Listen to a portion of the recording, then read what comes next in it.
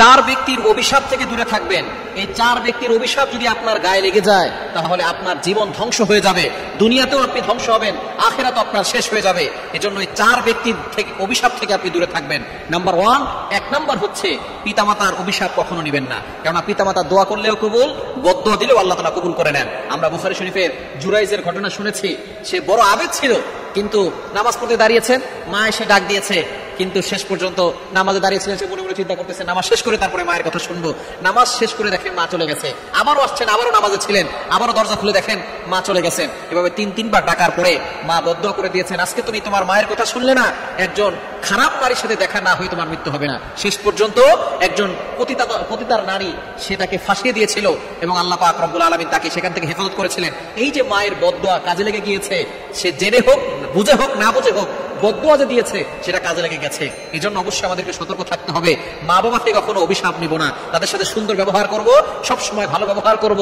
কেন আল্লাহ পাক রব্বুল আলামিন তার হকের ব্যাপারে কথা বলে তারপরে বলেছেন পিতামাতার খেদমত করতে। কোরআন খুলেন, আল্লাহ পাক রব্বুল আলামিন বলে দিয়েছেন 15 নম্বর 3 নম্বর পৃষ্ঠার 6, 7, 8, 9 নম্বর লাইনগুলোতে সূরা বানী ইসরাঈলের 23 এবং 24, 23, 24 নম্বর আয়াতে রব্বুল আলামিন বলেন, ওয়াকাদা রাব্বুকা আল্লা তা'বুদু ইল্লা ইয়্যাহু ওয়া বিল ওয়ালিদাইনি ইহসানা।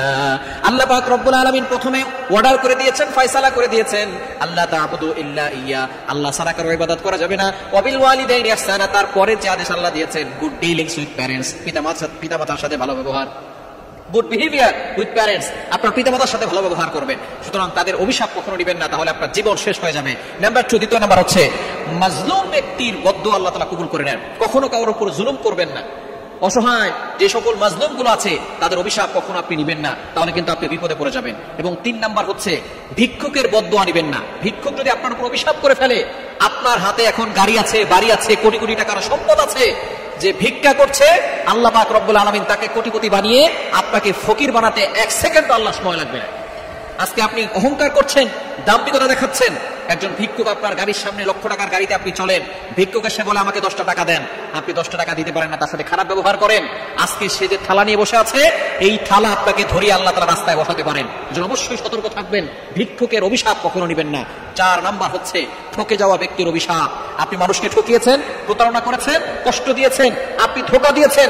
নবীজি সাল্লাল্লাহু আলাইহি ওয়াসাল্লাম জানিয়ে দিয়েছেন, মান গশশানা ফালাইসা মিন্না, যে ধোঁকা দেয় সে আমার উম্মত না। সুতরাং ঠকে যাওয়া ব্যক্তি, ধোঁকা খাওয়া ব্যক্তি, সে যদি বদদোয়া করে ফেলে, অভিশাপ করে দেয়, আল্লাহ পাক রব্বুল আলামিনের কাঠ করায় সরাসরি আযিমে গিয়ে নক করবে, আর আল্লাহ তাআলা আপনাকে দুনিয়া থেকে শাস্তি দেওয়া শুরু করবেন, আখিরাতে ভয়ঙ্কর শাস্তি রয়েছে। সুতরাং এই 4 ব্যক্তির অভিশাপ কখনো নেবেন না, তাহলে দুনিয়াও শেষ হবে, আখিরাতও শেষ হবে।